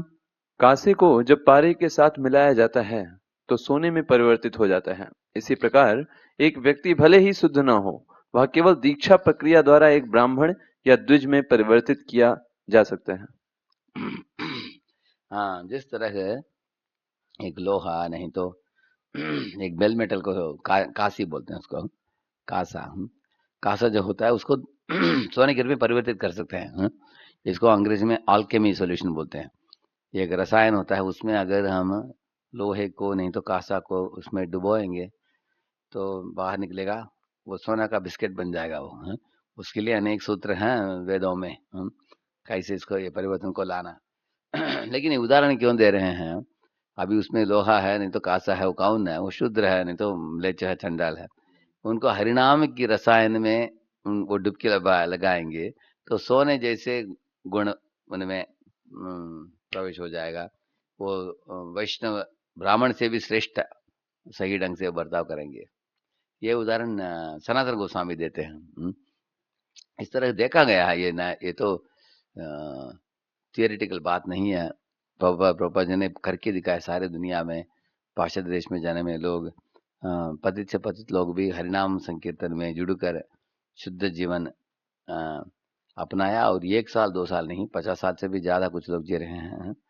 ये ऐसा अनुभव देखा गया है। सर परिवर्तन हो सकता है। चंडालोपि द्विजश्रेष्ठो हरिभक्ति परायणः हरिभक्ति विहीनश्च द्विजोपि श्वपचा अदमः। भले ही कोई चांडाल के परिवार में जन्मा हो, अगर कोई भगवान की भक्तिमय सेवा में संलग्न होता है तो वह श्रेष्ठ ब्राह्मण बन जाता है। लेकिन भक्तिमय सेवा से रहित ब्राह्मण स्वपच, कुत्ता खाने वाले के समान होता है। यदि कोई व्यक्ति भक्ति में पारंगत है तो इससे कोई फर्क नहीं पड़ता कि वह एक चांडाल परिवार में जन्मा था, वह शुद्ध हो जाता है, जैसे श्री प्रहलाद महाराज ने कहा है। विप्राद विषट गुणयुतात अरविंदनाभा पादारविंद विमुखात् श्वपचम वरिष्ठम मन्ये तदर्पित मनोवचने हितार्थ प्राणम पुनाति सकुलम नत भूरिमाणः। यदि किसी ब्राह्मण में 12 योग्यताएं हों, किंतु यदि वह भक्त नहीं है और भगवान के चरण कमलों से विमुख है तो वह अधम समझा जाता है। किंतु यदि कोई मनुष्य भगवान की सेवा में आसक्त रहता है तो वह महिमा मंडित होता है, भले ही वह चांडाल कुल में क्यों ना जन्मा हो। निस्संदेह ऐसा चांडाल न केवल स्वयं को वरन अपने पुरखों को भी तार देता है। भक्ति के बिना गर्वीला ब्राह्मण अपना भी उद्धार नहीं कर सकता, उसका परिवार तो दूर रहा। इधर एक तुलना किया जा रहा है प्रहलाद के द्वारा। एक और अभक्त ब्राह्मण खुद को भी उद्धार नहीं कर सकता, परिवार को तो दूर की बात है। लेकिन इनके विरुद्ध एक श्वपच का मतलब है चंडाल, कुत्ते खाने वाला व्यक्ति, अगर वो बुरे आदतों से छूटकर भगवान की भक्ति में जुड़ जाता हो, शुद्ध भक्ति में, वो खुद को भी अपने सारे परिवार के सदस्यों को भी वो उद्धार कर सकता है वैष्णवता के द्वारा। ऐसे तुलना करते हैं प्रहलाद। इस तरह पूर्व श्लोक में भी बताया गया है, एक चंडाल भी ब्राह्मण से भी श्रेष्ठ बन सकता है शुद्ध भक्ति को प्राप्त करके। इसलिए बताया, एक श्लोक सुना मैंने, शुचि खाए मुचि यदि कृष्ण त्यजे, मुचि खाए शुचि यदि कृष्ण भजे। अगर कृष्ण को भजन करता है कोई, मुचि का मतलब है कोई मोची हो, कोई नाई हो, नाई बोलते नाई, मोची ये बार्बर, मोची का मतलब है चप्पल जूते रिपेयर करने वाला। नाई से लोग भी अगर कृष्ण की भक्ति करते हैं वो ब्राह्मण से भी श्रेष्ठ हो जाते हैं वो। लेकिन इसके विरुद्ध शुचि खाया मुचि, एक ब्राह्मण भी पतित हो जाता है यदि कृष्ण त्यजे, वो भक्ति को छोड़ देता है, कृष्ण की भक्त नहीं बनता तो ऐसे। इसलिए इधर बताया गया कि ब्राह्मण के पास अगर 12 बड़े बड़े गुण भी क्यों न हो, जैसे सनत सुजाता नाम के एक किताब में 12 गुण दिए गए हैं ब्राह्मण के, जैसे हम लोग बोलते हैं ना शमद दमता पशौचम ऐसे। लेकिन 12 गुणों से युक्त ब्राह्मण को भी इधर बताया गया कि वो चंडाल से भी निम्न है, वो जब चंडाल भगवान के वैष्णव भक्त बन जाता है। इस तरह इन श्लोकों से पता चलता है कि असुर जो थे, असुर के पुत्र जो थे, वो भी प्रहलाद महाराज की संग के कारण शुद्ध भक्ति को पकड़ लिया उन्होंने। इधर आप देख रहे हैं, नाच रहे हैं वो लोग, गा रहे हैं हरिनाम संकीर्तन में। इस तरह परिवर्तन, इतना बड़ा परिवर्तन लाने की क्षमता हरिनाम में है। उदाहरण 7, चैतन्य चरितामृत मध्य लीला, चैतन्य महाप्रभु और रामानंद राय संवाद। कि भव्य प्रज्ञ बन्यासी शूद्र कहने नाय, ये कृष्ण तत्ववेता से ही गुरु है। कोई चाहे ब्राह्मण हो अथवा सन्यासी या शूद्र हो, यदि वह कृष्ण तत्व जानता है तो वह गुरु बन सकता है। ये चैतन्य महाप्रभु ने इन्हीं के बारे में, रामानंद राय के बारे में बोला। जब चैतन्य महाप्रभु रामानंद प्रभु से मिले, अभी इसका बैकग्राउंड क्या है, आप जब चैतन्य महाप्रभु जगन्नाथपुरी में थे, उन्होंने बोला कि मेरा एक मित्र है जिनको पहले से मैं जानता हूँ, वो गवर्नर है मद्रास के, और हम निकट मित्र थे पहले। मैं तो मायावादी बना, शुष्क वैरागी बना, लेकिन वो मित्र मेरा जो था वो रामानंद राय, वो कृष्ण के महान भक्त है। वो कृष्ण के रसमयी रसभरी लीला कथाओं को अक्सर बोलता था। वो बहुत बड़ा पंडित भी है।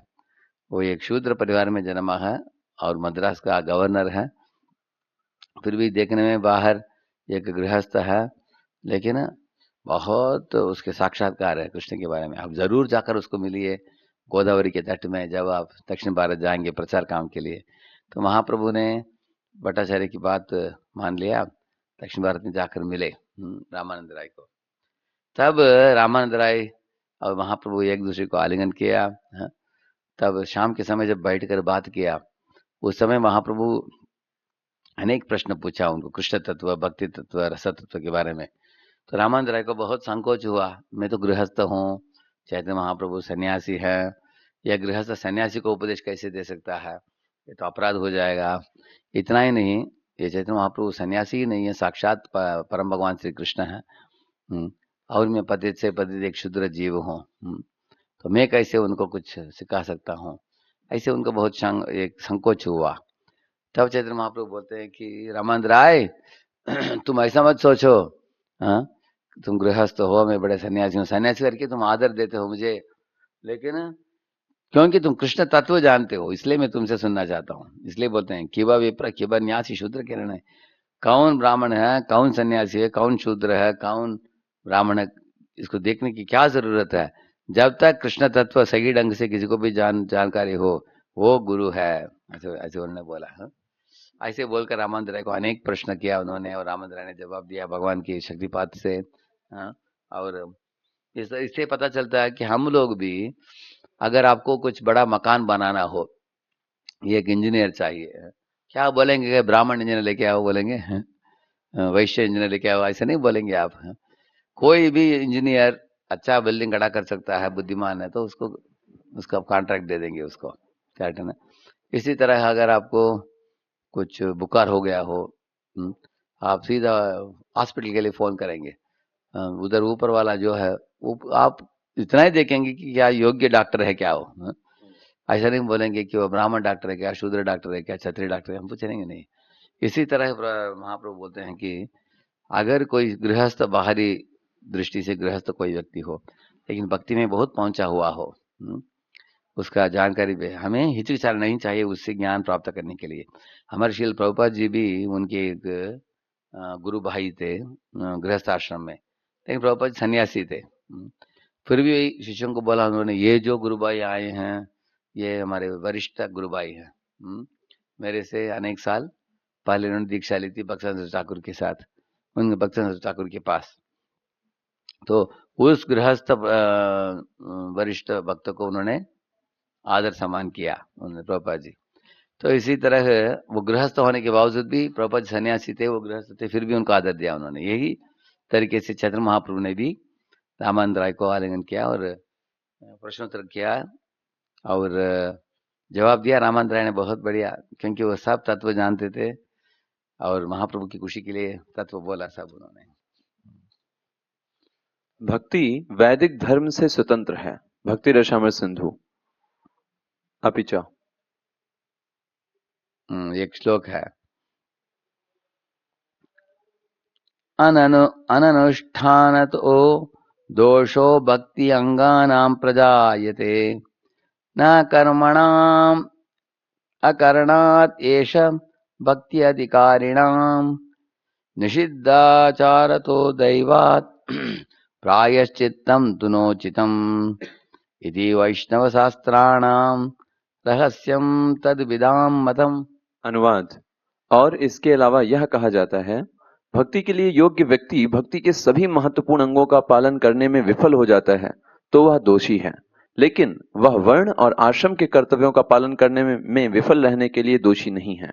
यदि वह संयोग से कुछ पाप करता है तो उसके लिए कोई प्रायश्चित निर्धारित नहीं है। ऐसा वैष्णव शास्त्रों का रहस्य जानने वाले भक्तों का मत है। कितना सुंदर पॉइंट है। रूप गोस्वामी ने 64 अंग दिया है। आदव गुरुपादाश्रय, सधर्म प्रचा, विश्रम्भेण गुरु सेवा, कृष्ण दीक्षादि शिक्षणम, साधु वर्तमान वर्तनम, ये पहला 5 है। मतलब क्या है, गुरु को स्वीकारो, उनसे दीक्षा शिक्षा इत्यादि स्वीकारो, उनसे पूछताछ करो, सधर्म प्रचा, और उनकी सेवा भी करो मर्यादा पूर्वक, और साधु वर्तमान वर्तन मतलब है पूर्व आचार्यों को के भी आदेशों को सुनो।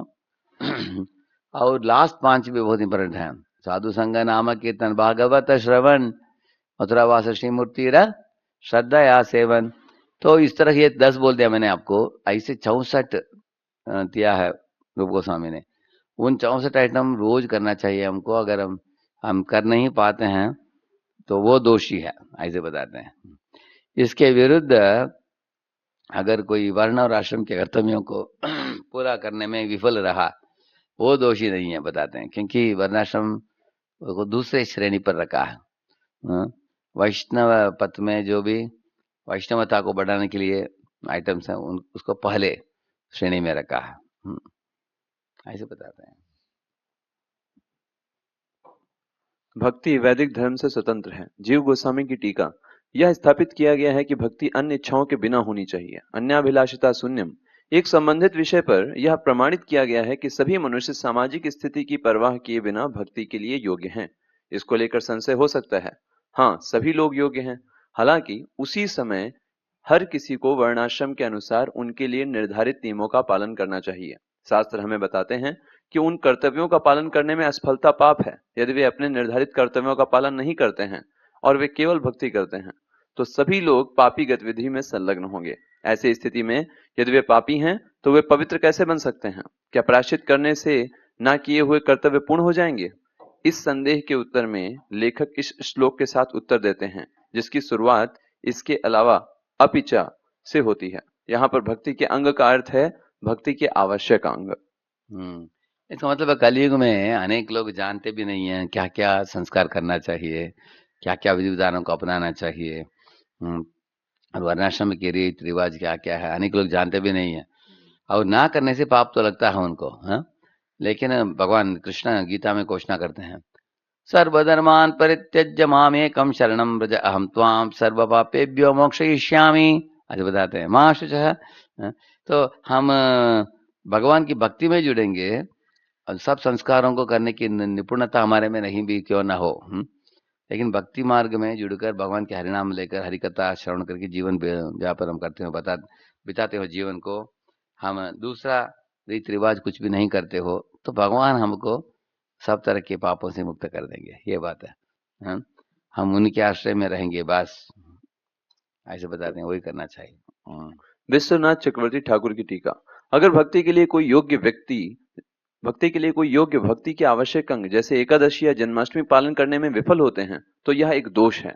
यदि वे वर्णाश्रम की गतिविधियों का पालन नहीं करते हैं तो यह कोई दोष नहीं है। यदि वे पिछले वैष्णव अपराध के प्रभाव के कारण निषिद्ध कार्य करते हैं तो प्रायश्चित की आवश्यकता नहीं है, क्योंकि इन शुद्ध भक्तों में पापमय कार्यों के लिए स्वाभाविक प्रवृत्ति नहीं है।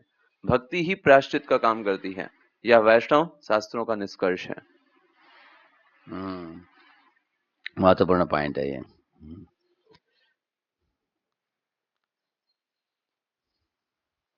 अगर ये कुछ लोग एकादशी को पालन नहीं करते हैं, माधव तिथि भक्ति जननी यतन पालन कोरी, ऐसे बताते हैं भक्तिविनोद ठाकुर।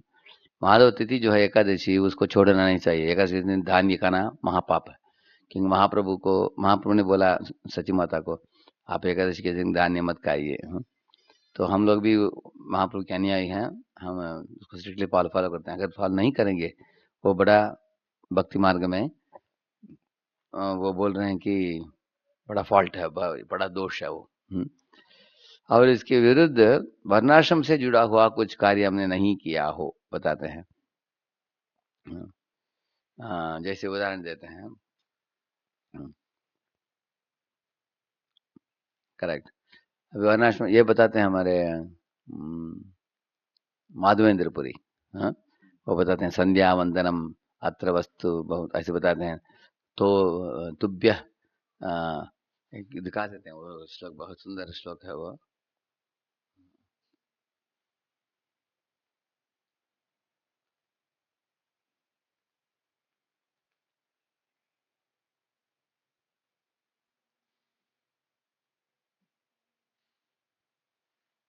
ये श्लोक है, संध्या वंदन भद्रवस्तु भद्रमस्तु भवतो भो स्नान तुभ्यं नमो भूदेवापितरश्च तर्पण विधौ नाहं क्षमक्षम्यताम् यत्र क्वापि निषद्य यादव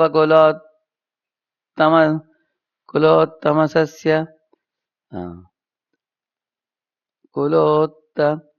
अंशस्य कंसद्विषः स्मारम स्मारम अगम हरामि तदलम मन्ये कि मन्ये न मे।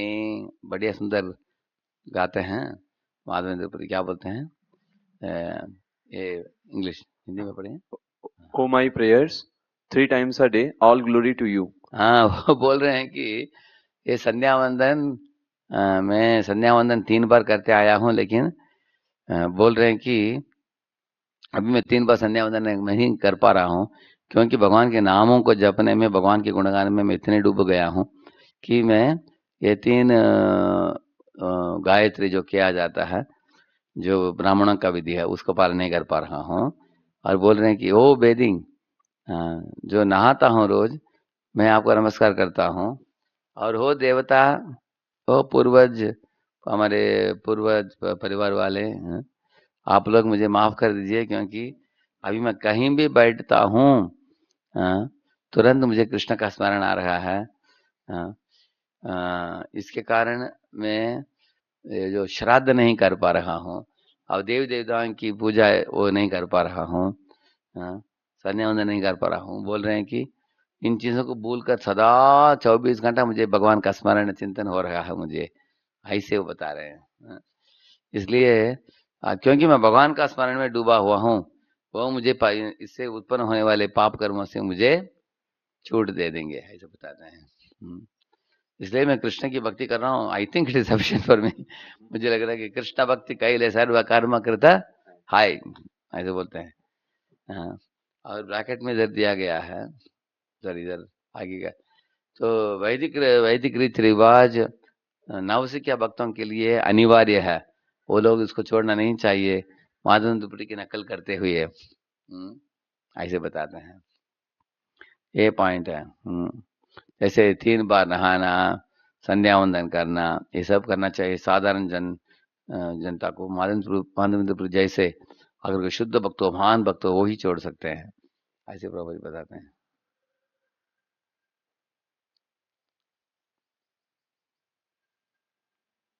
हाँ हाँ, करेक्ट, वही पॉइंट बताया गया अभी इधर।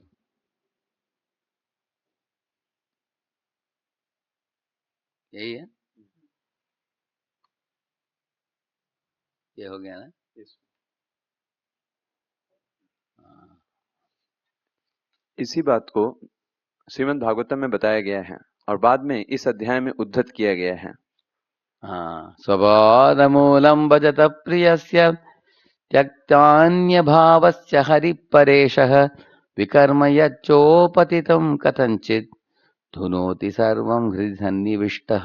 जिस मनुष्य ने अन्य सारे कार्यकलापों को त्याग कर भगवान हरि के चरण कमलों की पूर्ण शरण ग्रहण कर ली है, वह भगवान को अत्यंत प्रिय है। निस्संदेह यदि ऐसा शरणागत जीव संयोगवश कोई पाप कर्म भी कर दे तो प्रत्येक हृदय के भीतर स्थित भगवान तुरंत ही ऐसे पाप के फल को समाप्त कर देते हैं।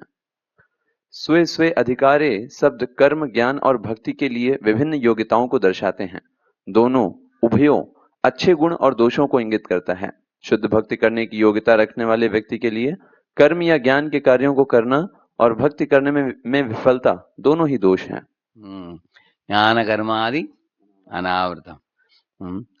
तो यही बताया गया है कि कर्म ज्ञान भक्ति करने के लिए जो योग्यता है वो अलग है, लेकिन भक्ति करने के लिए कुछ योग्यता की जरूरत नहीं है, बता रहे हैं। जैसे हमने बताया, पतित से पतित व्यक्ति भी कर सकता है। If such a surrendered soul accidentally commits sinful activity, Lord takes away the reaction। बोल रहे हैं कि अनजाने से अगर भक्त फिसल जाते हैं उनके जीवन में, पतित होते हैं, तो उनको भी भगवान हरि बचाते हैं, ये बताते हैं। क्योंकि वो भगवान उनके पाप कर्म के फल को निकाल लेते हैं। इसके उदाहरण क्या है? कौन है भक्त जो भक्ति करते आया है, अगर उस मार्ग से अगर पद दलित हुआ है, तो उदाहरण के लिए भी ध्रुव महाराज है, उन्होंने यक्षों को बहुत बड़े संख्या में मार दिया था अलकापुरी में। तब 2 लोग बड़े लोग आए, स्वयं मनु और कुबेर। उन्होंने उनको सांत्वना किया, बोला कि तुम ऐसा करना शोभा नहीं देता, आपको छोड़ देना चाहिए यक्षों को। एक यक्ष ने तुम्हारे भाई को मारा, लेकिन आप करोड़ों यक्षों को मार रहे हो। अभी अगर क्योंकि एक यक्ष के लिए उन्होंने इतने लोगों को मारा, पाप लगता है कि नहीं? लेकिन भगवान विष्णु की आशीर्वाद से वो सब पाप मिट गया। और भगवान ने उनको अपने धाम ले लिया। उसके बाद आप देखेंगे वही बता रहे हैं। भक्ति रसामृत सिंधु में श्लोक है, त्यक्त्वा स्वधर्मं चरणाम्बुजं हरेर् भजन्न पक्वोतपते ततो यदि यत्रक्त्वा भद्रमबूधमुष्यकिं को वार्त आप्तो अभजतां स्वधर्मतः। इसका अनुवाद इस प्रकार है।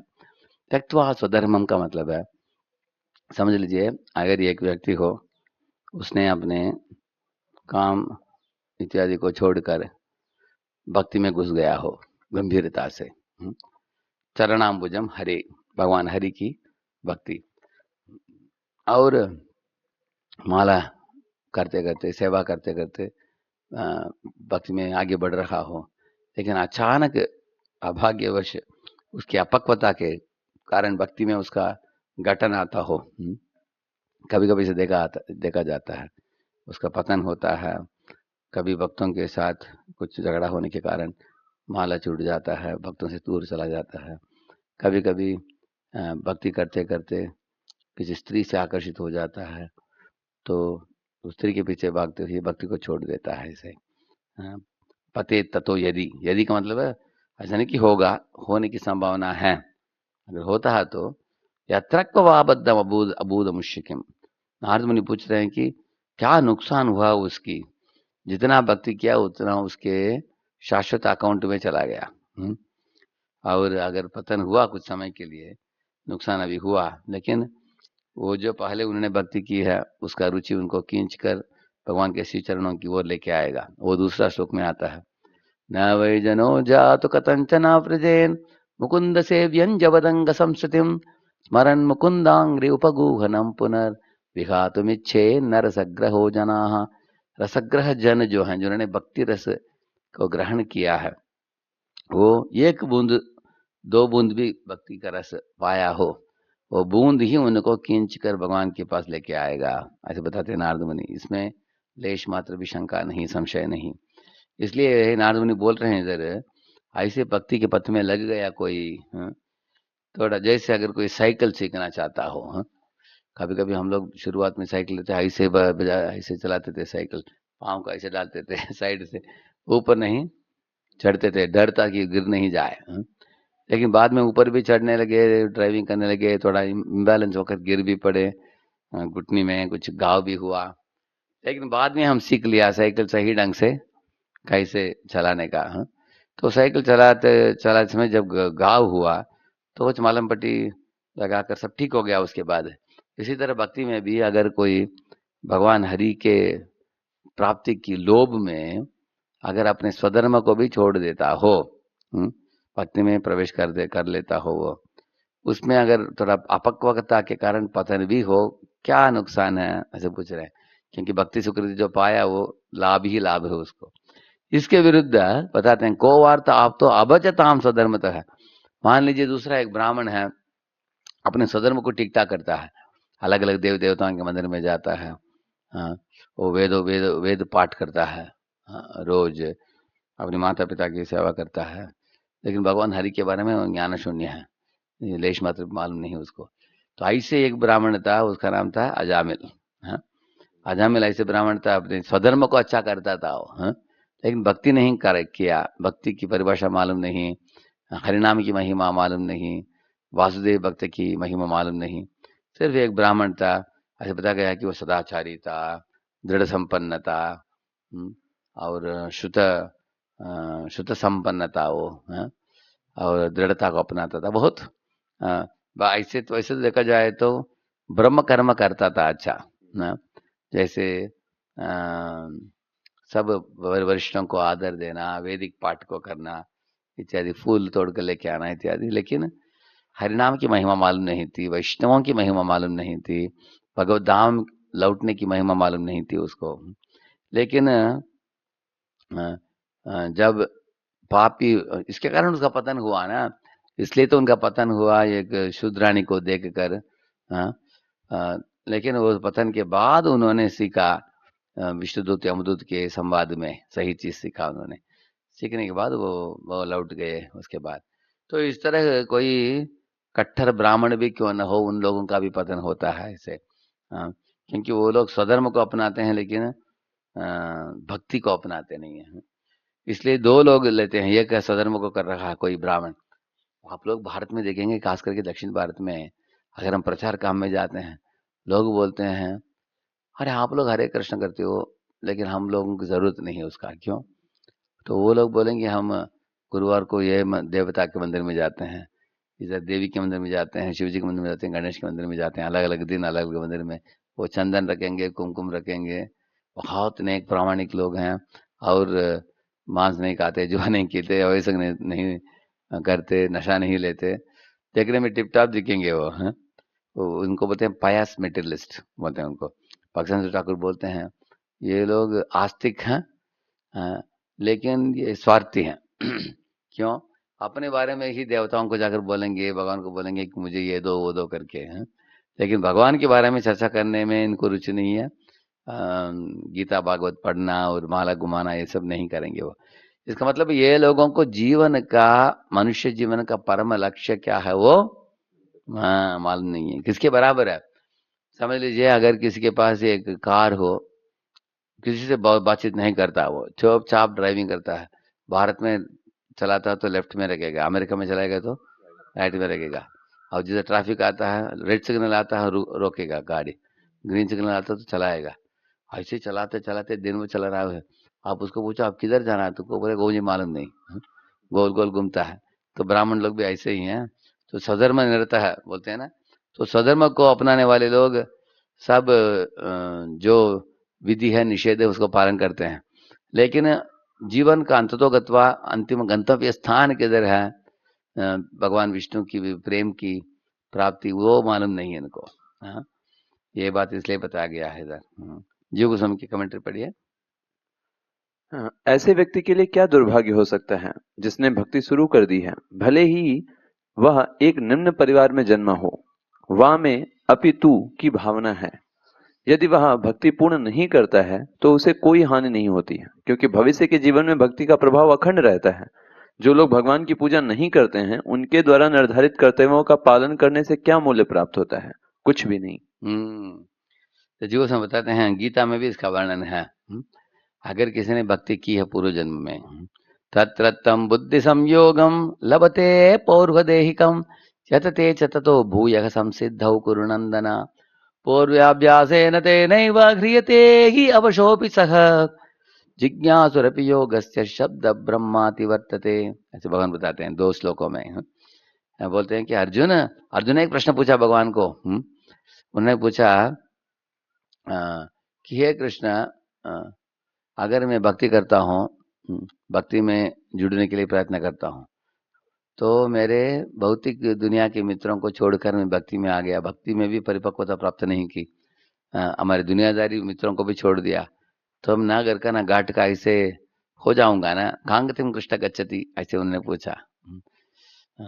अयति श्रद्धयोपेतो योगाच्चलितमानसः अप्राप्य योग संसिद्धिम कां गतिम कृष्ण गच्छति।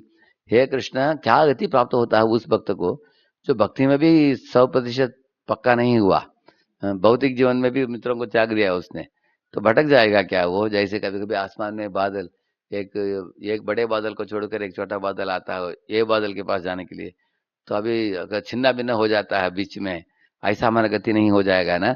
ऐसे अर्जुन ने पूछा। अभी भगवान ने एक सुंदर जवाब दिया उनको बताया, नहीं कल्याणकृत कश्चित दुर्गतिम तात गच्छति अर्जुन। कल्याणकृत का मतलब जो भगवान के लिए कैंकर्य किया है उसका नाश कैसे हो सकता है? कभी नहीं होगा।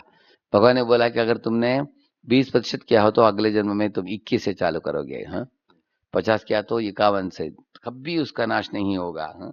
वो शाश्वत अकाउंट होगा, अमृतमय अकाउंट होगा वो।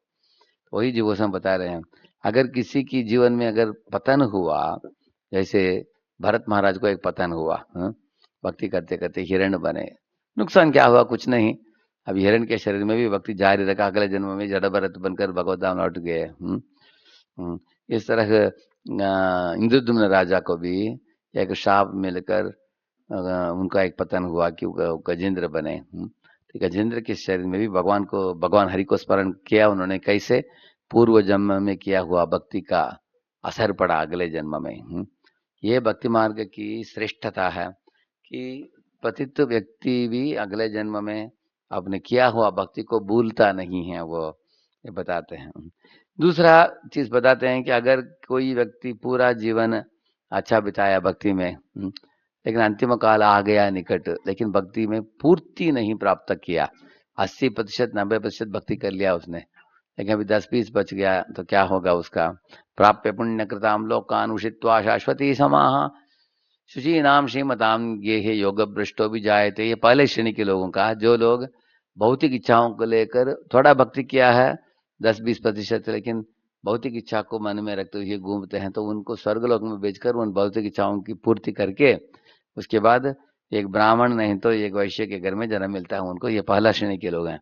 दूसरा श्रेणी के लोग हैं 80-90% भक्ति कर लिया है, लेकिन मृत्यु निकट आ गया है, लेकिन भक्ति पूरा नहीं हुआ है, तो वो लोग स्वर्ग में नहीं जाते, इसके बदले ये एक वैष्णव के घर खानदान में जन्म लेते, वो आचार्यों के खानदान में, जरूर महान भक्त बनते हैं वो ऐसे। इसलिए दोनों को कुछ नुकसान नहीं, ऐसे बताते हैं जीव गोस्वामी।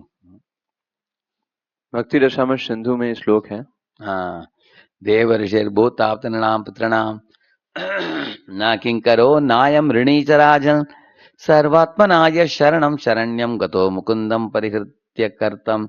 इधर बताया गया कि अगर देव का मतलब देवताएं, देवताओं के लिए हम ऋणी हैं। क्यों?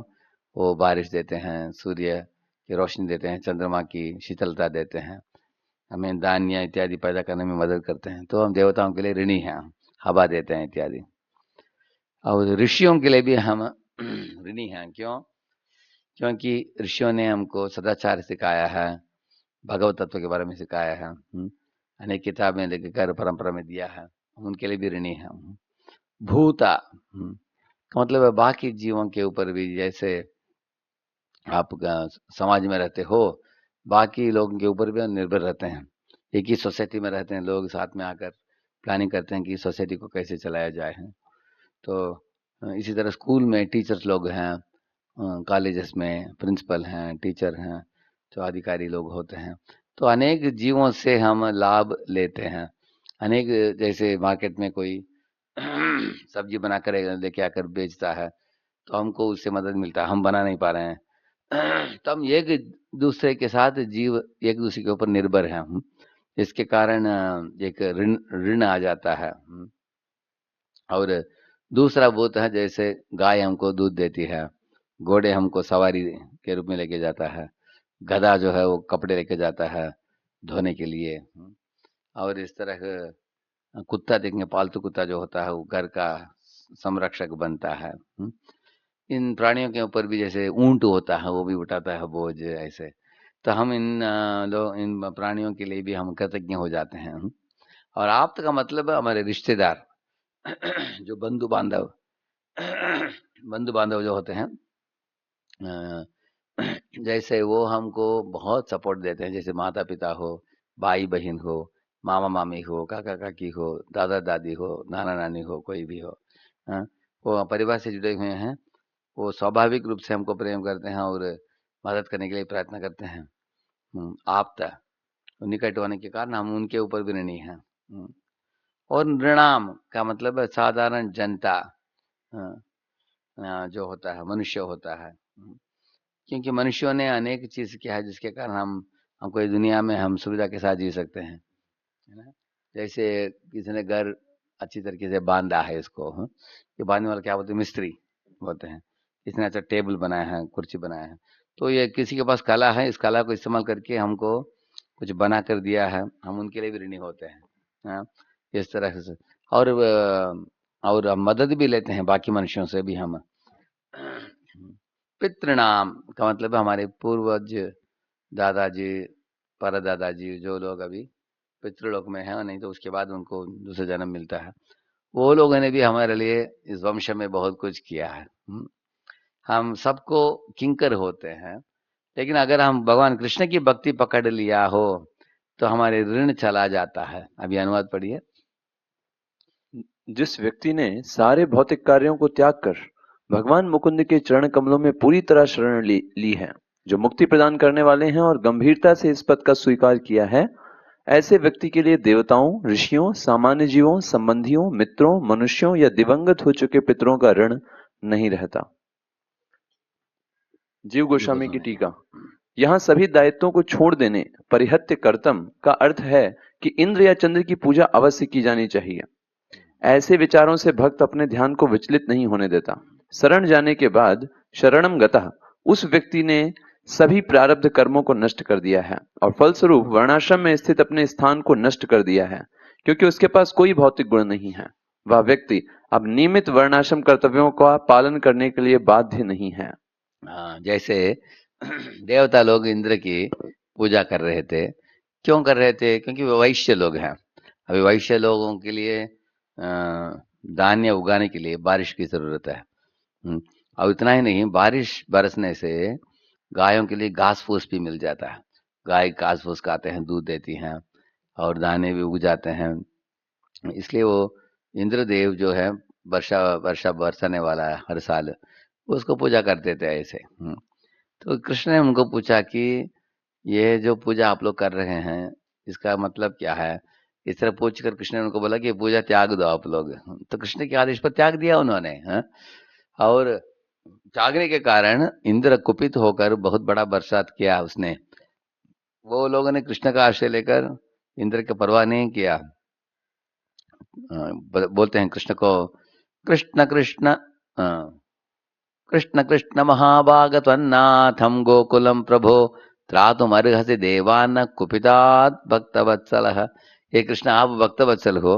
देखिए कृष्ण के नाम 2 बार ले रहे हैं, कृष्ण कृष्ण, और इंद्र का नाम एक भी बार नहीं ले रहे हैं।